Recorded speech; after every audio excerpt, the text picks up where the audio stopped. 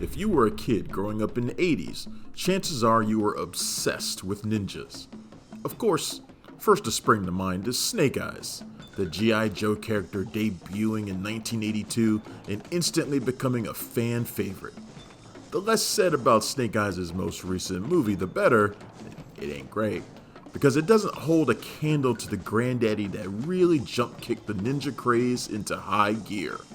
1981's Enter the Ninja, a Canon Films classic. Hold on to your katana. Let's go.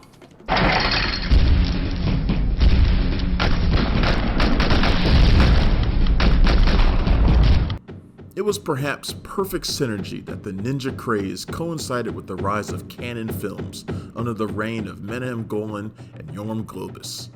Canon was notorious, but also beloved, for their schlocky, low-budget action flicks, many of which we've covered right here on Real Action. Their reach would eventually exceed their grasp, but Canon had the right idea more often than not, especially when it came to following the hot trends. Kung Fu was gigantic in the 70s, and following the release of Eric Van Lustbader's 1980 crime novel, The Ninja, everyone became obsessed with the mystery and mysticism of ninjutsu. When big Hollywood adaptation of that book crashed and burned, Canon swooped in to make their own ninja story, an Americanized version, of course, that would star aging Italian heartthrob Franco Nero. Excuse me? What? That's right, Franco Nero. And trust me, this would be the start of a thing with white guys cast to play the Japanese most deadly warriors. Nero, however, wasn't the first choice. The aging actor only took over the lead ninja role later because he happened to be in the Philippines at the time, and so he replaced Mike Stone, a stuntman and karate champion who developed the story and brought it to Golan and Globus himself.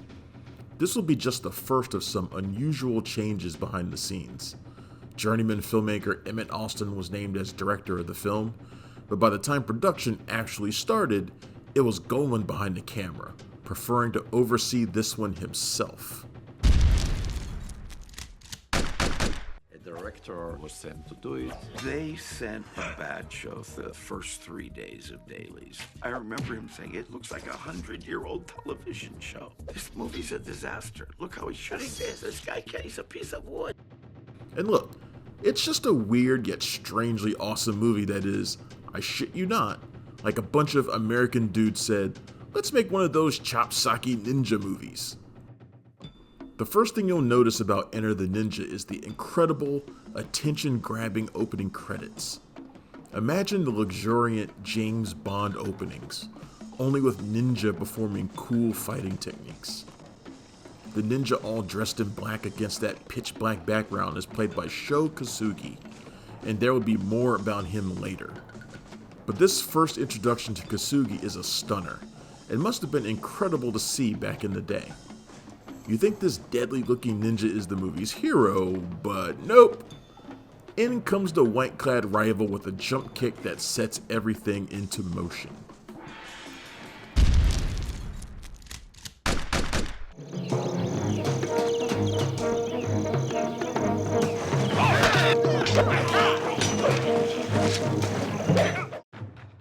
The casting of Nero is odd, but it begins to make more sense as the movie unfolds.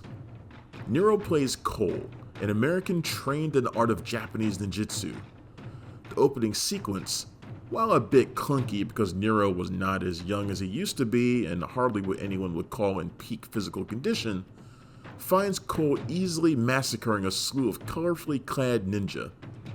For a bunch of skillful ninja who rely on stealth, these fools decided the Crayola garb was a wise choice.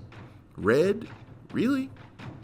Anyway, we come to find out this was all a test, one in which many ninja clearly die, and Cole graduates with flying colors. Everyone is cool with it, but oh wait, there's that black suited ninja again. We find out his name is Hasegawa, and he isn't happy that Cole was one of the clan. Probably the whole Gaihin thing, right? He is no ninja! The The story picks up when Cole heads to Manila in the Philippines to meet up with old war buddy Frank Landers. After accosting Frank's wife Marianne, and trust me, this is nothing compared to what they get into later, Cole learns that they're being harassed by a villainous land grabber who's bullying their plantation workers. Because of this, Frank has lost his mojo.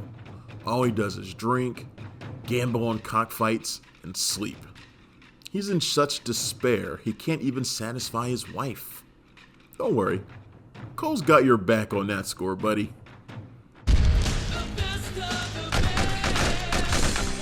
You'll be staying with us for a while. Abue, welcome. Sir, you want me to set up a cockfight for your guest?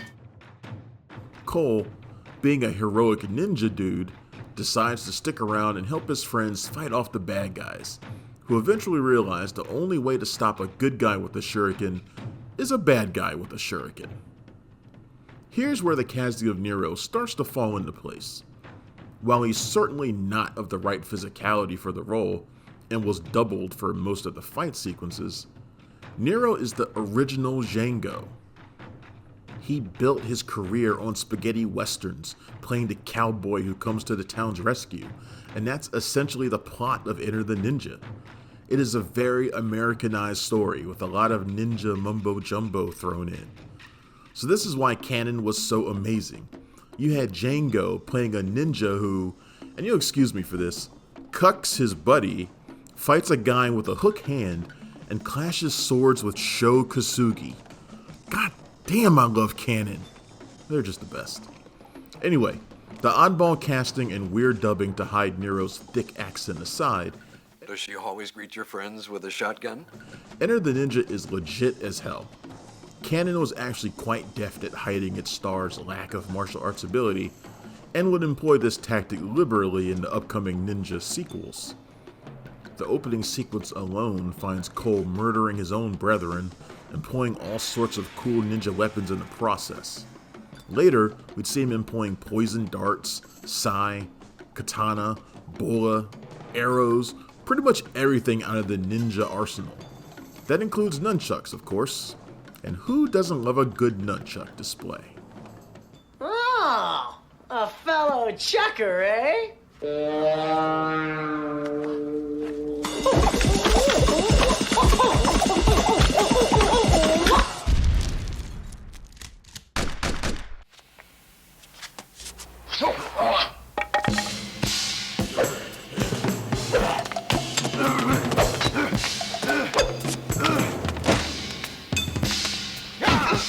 It's the simplicity that works. People don't want to see an overly complicated ninja story. They just want to see swift ninja clashes and, well, I mean, they weren't all swift, but Enter the Ninja has plenty of cool combat. There's a pretty good sense that everyone was sort of in on the joke too, because the supporting cast are utterly ridiculous. Will T. Hare of Silent Night, Deadly Night fame is a riot as Dollars, this joyously sneaky old man and the town fountain of information. If there's a dirty secret to be found, this is the guy that can dig it up. For a price, of course. The bad guys are all a bunch of elitist snobs, including Zachy Noy as The Hook, and big bad land grabber Charles Venerius, played by Christopher George. This guy is so full of himself that, when the Landers turn down his offer to buy their land, he feels fully justified sending goons out to kill them. Not only that, but he has zero loyalty, as his right-hand man Mr. Parker eventually finds out when he gets shot by his own boss.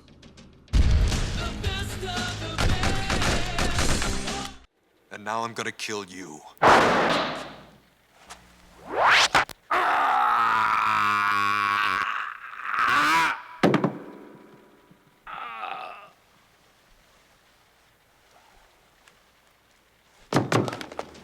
George's eventual death by shuriken was so ridiculously overdone, it has since become a meme, spread around the internet by people who probably have no idea what movie it comes from. And you know what? That's just a crying goddamn shame. Suzanne George as Marianne Landers is a real steamy number too.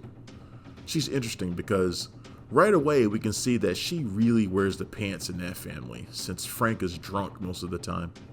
She actually has pretty decent chemistry with Nero, which shouldn't be surprising given his legendary career opposite some of the greatest actresses in the world, many of which he eventually dated. The funny thing is, Enter the Ninja didn't do anything for Nero. He openly hated that his Italian accent needed to be dubbed because he couldn't accurately voice Cole, who's a Texan. A true ninja doesn't kill. He eliminates, and only for defensive purposes. Nobody was talking about him as this badass ninja when it was over anyway. Instead, everyone was blown away by Sho Kosugi as Hasegawa. Despite the rather brutal fate that meets Hasegawa, the decision was made to bring Kosugi back for a pair of awesome sequels, Revenge of the Ninja and Ninja 3: The Domination. In both of those films, he'd play entirely different heroic characters, and would go on to lead the ninja boom of the 80s, including in awesome films such as Force of the Ninja and 9 Deaths of the Ninja, both directed by Emmett Alston.